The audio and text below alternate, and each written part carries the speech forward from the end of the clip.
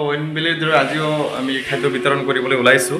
তো বন্ধুসকল ইতিমধ্যে দেখিছে অলৰেডি সব পেকিং হৈ গৈছে। পেকিং কৰি আমি পলিথিনত ভৰাই দিলোঁ। এইফালে দেখিছে দেখুৱাই দিছোঁ। তো গুৱাহাটীত আজি তামাম বৰষুণ হৈ আছে আৰু এইকেইদিনো বৰষুণ হৈ আছে।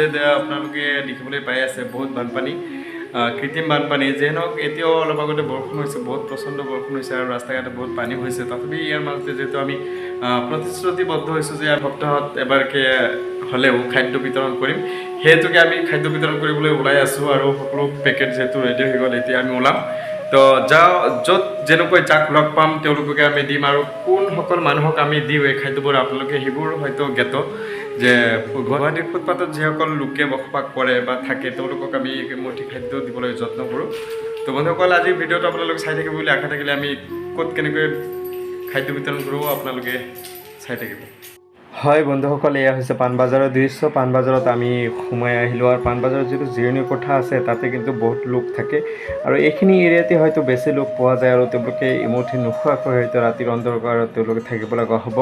বাহিৰত যিহেতু কিনকিনীয়া বৰষুণ পৰি আছে আৰু সেই হেতুকে তেওঁলোকে জিৰণি চৰাত জিৰণি লৈ আছে আৰু এমুঠি খাদ্য দিয়া হ'ল। এতিয়া হয়তো যাৰ যাৰ বাসস্থানত যাব। বাসস্থান বুলিবলৈ একো নাই, বাসস্থান হৈছে ফুটপাথৰ মাজত, নহ'লে ৰাস্তাৰ দাঁতিত, নহ'লে ফুটপাথত যিসকলোকে বসবাস কৰে সেইসকল লোকৰে হৈছে বাসস্থান বুলি ক'ব লাগিব।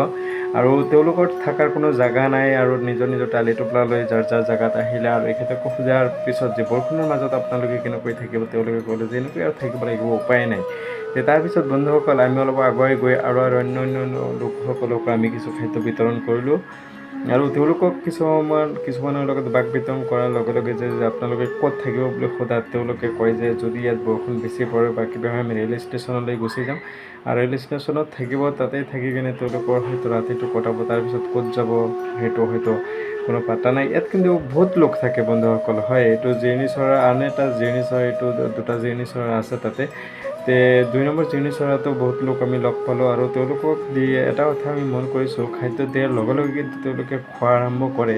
অৰ্থাৎ আমি এইখিনিতে শিক্ষাৰ কথা ক'ব পাৰোঁ যে যদি আমাৰ এই এমুঠি খাদ্য হয়তো আজি ৰাতি নিদিলেহেঁতেন তেওঁলোকে কিন্তু হয়তো লঘোণে থাকিব লগা হ'লহেঁতেন।